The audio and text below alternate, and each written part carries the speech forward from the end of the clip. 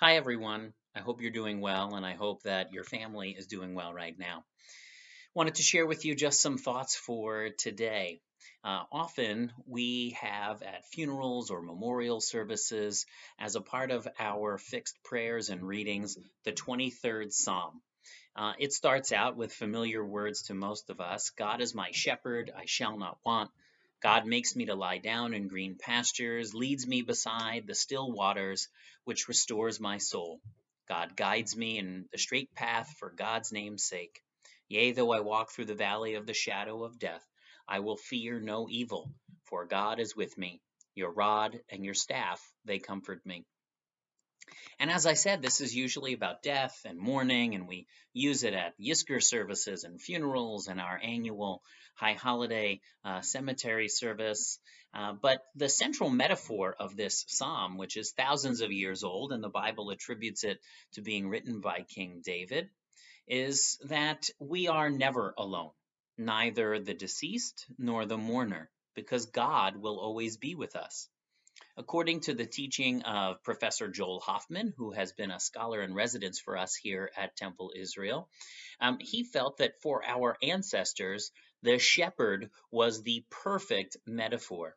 Because for our ancient ancestors, who were first nomads and then they were shepherds themselves, the prototypical shepherd was the most heroic occupation they could think of. That a good shepherd meets the needs of his flock or her flock all of the time.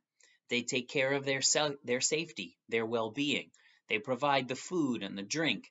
They use their staff to fend off those who might do harm to the animals, but uses the crook end to steer the flock gently in the right direction. And this made sense in the sense of this psalm being comforting to mourners, to know that not only would we always be looked after and not be left alone, but that someone so powerful would be the one doing the looking after for us the living as mourners, and for the deceased souls to be well looked after. Often says that if we were going to make this biblical poem, this psalm today, we might use the metaphor of a different kind of occupation, maybe a firefighter, someone who is strong and brave, but also gentle and kind.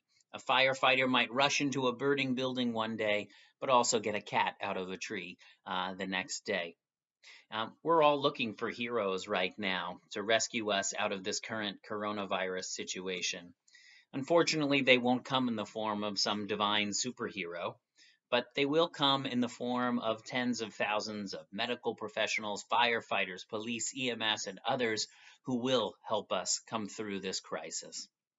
Today, in his daily call, the mayor of New Rochelle asked us if we happen to be out and about and we see any of those various people, that we should thank them for being out there and make them feel loved and looked after as well, from a safe distance, of course.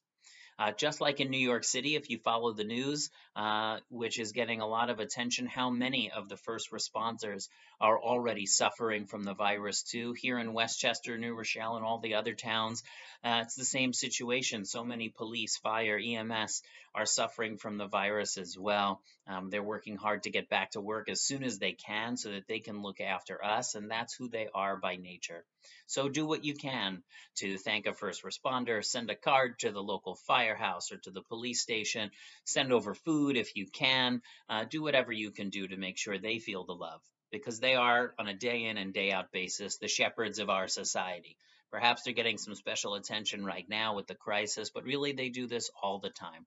So it's, of course, an appropriate moment in time to thank them and be thankful for them. So I hope you'll do just that. I hope you're well. Please continue to tune in for these chats and other programs. Visit our website, tinr.org, to see what upcoming activities you can participate in. Be well.